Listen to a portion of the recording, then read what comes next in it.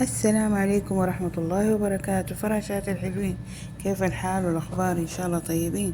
اشتريت هذه الخلاطة، حبيت أعرضها معاكم تمام، ومنها أحكيكم حكاية جدا رائعة، حكاية الثقة بالله سبحانه وتعالى. والله العظيم، والله اللي يثق بالله كل شيء عنده يتحقق، وكل شيء سيء عنده يبعد عنه. المهم أحكيكم هذه الحكاية، إن شاء الله تاخذوا منها عظة وعبرة. هذا محمد يقول: أنا وأخواني أربعة. يقول: أنا وأخواني أربعة، مننا نحن 3 أولاد وأختي الرابعة بنت. قال: أبويا مات له 6 شهور، وعلى أساس إن نروح ناخد الورث عشان نعمل تقسيم بيني وبين أخواني.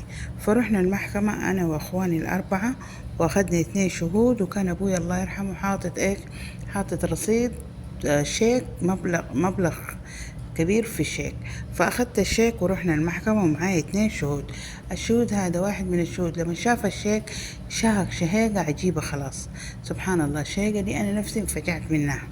لما أنا انفجعت من الشهيقة، خلصنا كل شيء، قمت أنا إيش خفت من العين، قمت أعطيت الشاهد هذا 20,000 على أساس إيه؟ ما يصيب أخواني ولا أنا عين. إلا رحنا البيت كم يوم كده، إلا نايمة أختي صغيرة صحيت من النوم مفجوعة، تبكي وتصيح وتزعق: إيش بك حبيبتي؟ إيش في؟ قالت لي: ماما، والله يا ماما أنا أشوف عين كبيرة تحوطني أنا وأخوي عبد الرحمن. سبحان الله. قامت أمها قالت لها: إن شاء الله خير، ما في شيء، وروحي نامي، ما في شيء. 3 أيام تحلم نفس الحلم، بدل ما يودوها عند شيخ يقرأ عليها كده، ودوها مستشفى نفسية كم يوم كده وخلوها. إلا يوم من الأيام جات هي أختهم هذه وأخوها عبد الرحمن، وأخوها الكبير ومرته خارجين مع بعض. عبد الرحمن قاعد فين؟ عمره 17 سنة، قاعد جنب أخوه في السيارة، وأخته قعدت وراه، والزوج قاعد قدامه، طبعا هو سواق ومرته وراه. سبحان الله، ماشيين إلا في الطرق، الإشارات هذه الحمراء، قاعدة كده في الطريق وقدامها حجرة، هو شايف الحجرة، والولد ماشي ب70 السرعة حقت السيارة. سبحان الله. قال: والله العظيم دخلت في الحجرة دي بطريقة مهولة. قال: من شدة ما الصدمة قوية، خرج أخوي عبد الرحمن وخبط راسه في الحجرة هذه، وأختي وراه. قال: أختي اتكسرت، اتدشدشت، وأخوي عبد الرحمن خرج عينه ومخه اتفشفش. سبحان الله. قال: اتصلت بالإسعاف، جو شالونا ودونا مستشفى بريدة في الرياض، مستشفى التخصص حق الملك فهد الله يرحمه يا رب العالمين. قالوا ودوني هناك من عمليات من كده، ودقوا على أخويا وأمي وجونا المستشفى. لما جونا المستشفى، أمي دي الله يديها الخير ثقتها بالله كبيرة، سبحان الله. المهم سووا العمليات وكده، جاء الدكتور قابلنا، قال: أخوكم عبد الرحمن شبه ميت، لأنه أعضاء المخ كلها ميتة، لكن أختكم في منها أمل إن شاء الله 20% كده، وإن شاء الله خير. المهم سووا العمليات وخلصوا كده. أختي دخلت عناية مركزة، وأخوي عبد الرحمن أصلا ما خرج من العناية المركزة. الله يستر علي وعليهم وعلى كل المسلمين. المهم بعد ما خلصوا كل حاجة، أمي صارت يوميا تيجي المستشفى وتطلع تقرأ عليهم المعوذات والفاتحة وآية الكرسي. سبحان الله. والدكاترة يعالجوا، هي تقرأ. سبحان الله. شوفوا الثقة بالله، الإنسان لا يسيب الثقة في الله. المهم رايحين جايين رايحين جايين. محمد يقول: 6 شهور احنا رايحين جايين. امي تقرا عليهم. قال: اختي الحمد لله رب العالمين حالها تحسن، الكسور وكذا كل شيء تعالج فيها، ما عاد الرطوب اللي في جسمها والتشوه اللي حصل لها. قال: هذه التشوه يباله ايه؟ عملية ان شاء الله كم يوم كده ويمشي حاله. لكن اخويا لسه الصغير لسه في المستشفى، قاعدين يعملوا له عملية. جاء الدكتور قال لنا: أنا حشيل جزء كبير من المخ.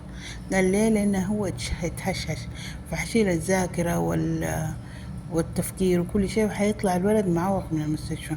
أمه قالت: اتوكل على الله سبحانه وتعالى وسويها. سوى العملية والحمد لله رب العالمين. لما خرج من المستشفى صار يعمل حركات كده ويخبط نفسه، يعني حركات مو حق عيال طبيعيين. الحمد لله. رغم ده كله، أمي ما راح الثقة من الله سبحانه وتعالى. صارت كل يوم تيجي عليهم تقرأ المعوذات والفاتحة وآية الكرسي، تيجي تقرأ المعوذات والفاتحة وآية الكرسي لمدة شهر بعد العملية. طبعا من أول هم في 6 شهور، فصارت تقرأ لمدة شهر. بعد الشهر هذا ما شاء الله تبارك الله، أخوي عبد الرحمن صار جدا ممتاز، رائع، سبحان الله والحمد لله. رغم انه عين واحدة من عينه ما في، لكن الحمد لله رب العالمين صار ذكي، سبحان الله، ما شاء الله، مخه نظيف وعقله كبير ما شاء الله، وزوجناه وشايل بيته ويسافر ويروح ويجي. الحمد لله رب العالمين. شايفين الثقة بالله؟ ما نقول ما في دكاترة، ما نقول ما في دكاترة، في دكاترة، بس الدكتور يتكلم عن الموضوع العلمي اللي هو يشتغل فيه. لكن الثقة بالله سبحانه وتعالى، الدكتور كل يوم يشوف موته، يشوف هذا، فهو بيتكلم عن الشيء اللي هو شايفه. لكن ثقة الأم بالله سبحانه وتعالى، هم جزاهم الله خير، والأم كمان جزاها الله ألف خير، والأم كمان جزاها الله ألف خير، سبحان الله. لولا ثقتها بالله سبحانه وتعالى وقراءتها عن المعوذات وآية الكرسي والفاتحة، سبحان الله سبحان الله، كان الحمد لله رب العالمين. ما نقول شيء زيادة من كده عشان لا نروح في غلطة. المهم إنه أهم شيء في الموضوع ده كله الثقة بالله. أثقوا بالله، أثقوا بالله حبايب قلبي، أرجوكم أثقوا بالله رب العالمين. خلوا ثقتكم بالله كبيرة. الشيطان يعمل البلاوي والمصايب، لكن ابعدوه قد ما يجيكم، ابعدوه. ربنا سبحانه وتعالى يمتحن صبرا حبايب قلبي. خليكم مؤمنين بالله سبحانه وتعالى. المهم سبحانك اللهم وبحمدك، أشهد أن لا إله إلا أنت، أستغفرك وأتوب إليك. السلام عليكم.